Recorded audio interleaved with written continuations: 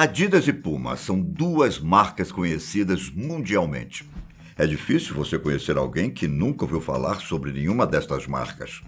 O que pouca gente sabe é que antes elas eram apenas uma marca e eram fabricadas por dois irmãos.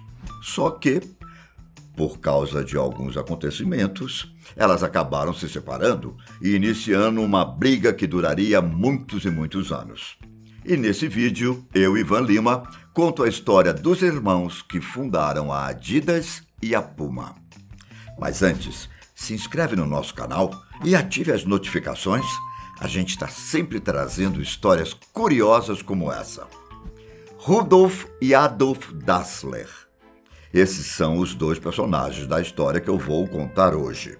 Rudolf nasceu no dia 26 de março de 1898, em uma cidadezinha chamada Herzogenaurach, na Alemanha. 2 anos depois, em 1900, nasceu Adolf Dassler. Diferente da fase adulta, os dois irmãos se davam bem na infância. Rudolf tinha uma personalidade diferente do irmão. Ele era mais extrovertido, enquanto Adolf era um pouco mais quieto e parecia sempre estar pensando em algo. Por volta de 1913, Adolf, mesmo ainda sendo uma criança, decidiu que precisava aprender algo para ganhar dinheiro. Nessa época, as pessoas não se preocupavam muito com os estudos e muitas crianças começavam a trabalhar muito cedo. Adolf, então, se tornou aprendiz de padeiro, profissão que poderia dar alguma perspectiva de futuro para ele. Porém, Adolf sentia que ele não tinha nascido para ser padeiro. Ele, então, deixou essa ideia de ser padeiro e foi ser aprendiz do seu pai, que era sapateiro. Por volta de 1914, Rudolf foi chamado para a Primeira Guerra Mundial e Adolf, que também era chamado de Adi, teve a ideia de criar sua própria empresa de calçados. Até porque ele tinha adquirido as habilidades do pai e agora era só colocar seus conhecimentos em prática e torcer para o sucesso. Por ser um fã de esportes, Adi pensou que criar sapatos esportivos poderia ser uma boa ideia. Afinal, um calçado mais adequado para praticar esportes poderia muito bem ajudar no desempenho dos atletas. Depois de encontrar o modelo ideal, ele passou a fabricar os calçados na lavanderia de sua mãe, usando principalmente materiais que tinham sido usados pelo exército.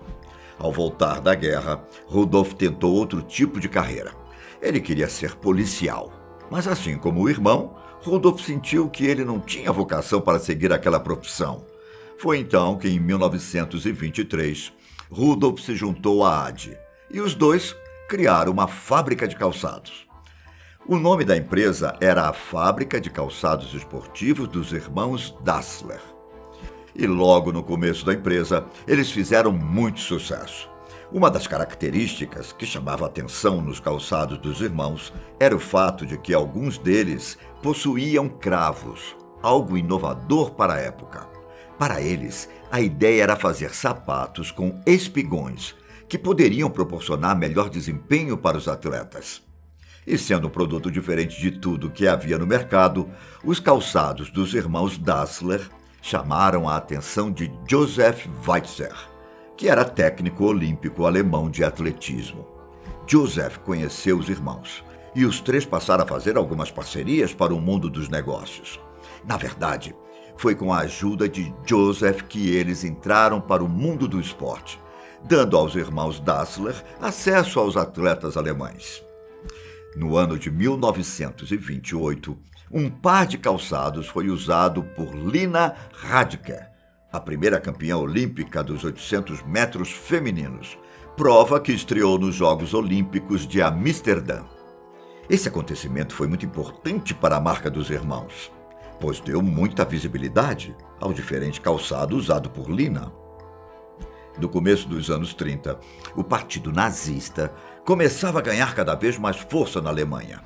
E para os irmãos Dassler, essa poderia ser uma ótima oportunidade de alavancar os negócios. Em questão de poucos anos, a marca dos irmãos já era conhecida por toda a Alemanha, mas o melhor ainda estava por vir. Em 1936, a Alemanha recebia os Jogos Olímpicos e os irmãos Dassler acharam que essa seria a grande chance de se tornarem conhecidos mundialmente. Nessa ocasião, os Jogos Olímpicos contavam com a presença do famoso astro americano Jesse Owens. E foi através dele que os irmãos Dassler apresentaram seus calçados ao mundo. Usando os calçados dos Dassler, Owen ganhou 4 medalhas de ouro. Mas não foram quaisquer medalhas. Owen conseguiu provar que aquele assunto de superioridade racial era pura balela e subiu ao topo do pódio, na frente do próprio Hitler. Junto com as vitórias, Owen também fazia uma poderosa publicidade para os irmãos Dassler. A partir daí, eles ganharam muito, mas muito dinheiro. Após os Jogos Olímpicos, as vendas dos Dassler chegaram a 200 mil pares por ano. Antes da Segunda Guerra Mundial, as pessoas começaram a pedir calçados para jogar basquete, hóquei e beisebol. E assim a marca começava a ficar conhecida no mundo inteiro. O fato de que Jesse Owens tinha usado a marca dos irmãos teve consequência até na Segunda Guerra Mundial, quando os soldados norte-americanos estavam na Alemanha, nos últimos anos da guerra. Eles reconheceram os irmãos Dassler como os fornecedores de calçados de Owens e permitiram que a fábrica permanecesse em funcionamento. Mas, durante muitos anos, as operações da fábrica foram prejudicadas pela guerra. Era difícil encontrar pessoas para trabalhar, pois a maioria dos homens eram convocados para lutar ao lado dos nazistas. Depois do sucesso, Rudolf começou a ficar cada vez mais obcecado pelo poder. Ele tentava assumir o controle total da empresa, mas havia o fato do seu irmão ser dono da parte da companhia. A história conta que certa vez ele até negou emprego para os seus sobrinhos, filhos da sua irmã Marie, pois ele não queria mais envolvimento de família no seu negócio.